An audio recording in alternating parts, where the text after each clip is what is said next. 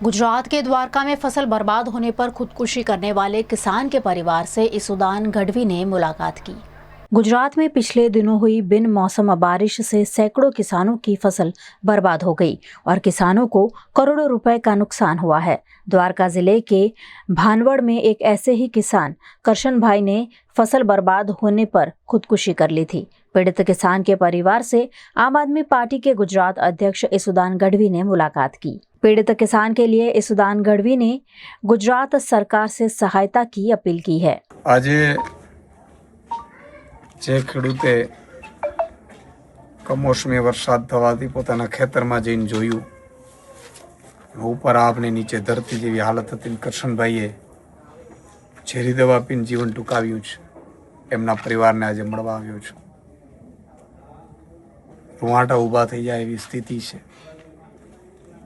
બેંકમાંથી gold loan લીધી હતી, ફોન ઉપર ફોન આવતા હતા, બીજો કોઈ રસ્તો નહોતો, ભરી શકાય એવી સ્થિતિ નહોતી કારણ કે પાથરા તરાતા હતા। મગફળીનો પાક એને એવું હતું કે પાક આવી જશે તો આ ભરાઈ જશે, દીકરાની ફી ભરાઈ જશે, ધિરાણ ભરાઈ જશે, એ પણ ન થઈ શકવા જેવું લાગ્યું અને એણે જીવન ટૂંકાવી દીધું। આ એક કરશનભાઈની પીડા નથી, આજે ગુજરાતના 54 લાખ ખેડૂતો જે જમીન ધરતી ઉપર મા ઉપર નભી રહ્યા છે, બધાની હાલત આ છે। આજે એમના પરિવારને મળ્યો એક જ દીકરો છે, બા છે, કમાનાર કોઈ નથી। આ જમીન ઉપર 10 વીઘાની જમીન ઉપર એમનું ઘર ચાલે છે। કેવી કપરી પરિસ્થિતિ હશે। ત્યારે આજે સરપંચશ્રી છે, ના પરિવારજન છે, આજે મેં નક્કી કર્યું છે મિત્રો કે ઈશ્વરે ફૂલની તો ફૂલની પાંખડી, આપણે શું કરી શકીએ। અમે બધા બેઠા હતા, સરપંચશ્રીની બધાની એવી લાગણી હતી કે સુદાનભાઈ પરિવારમાં અત્યારે ખૂબ કપરી પરિસ્થિતિ છે અને આપણે સૌએ એ ફરજ બને છે, ઈશ્વર નિમિત્ત બનાવે આપણે, પણ આપણે સૌની ફરજ બને છે।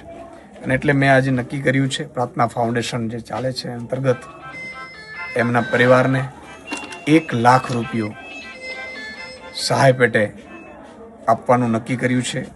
આગેવાનો અને સરપંચશ્રીને સાથે મળીને। અને મિત્રો, હું બધાને અપીલ કરું છું, જે ખેડૂતોની પરિવારને પીડા સમજી શકે છે, જેમણે ભગવાને કંઈક આપ્યું છે, એ બધાને હું અપીલ કરું છું કે કરશનભાઈ ભલે વયા ગયા પણ એમના પાછળના જે પરિવાર છે એ આપણી સૌની જવાબદારી છે। તો 1 લાખ રૂપિયા હું આપું છું।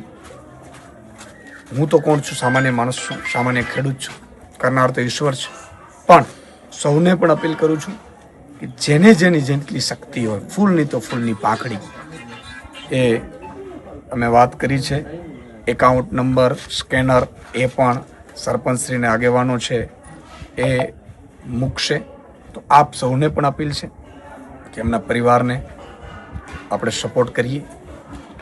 અને આ અમારા સૌની લાગણી છે, એમના પરિવારની કોઈ માંગણી કે વાત નથી।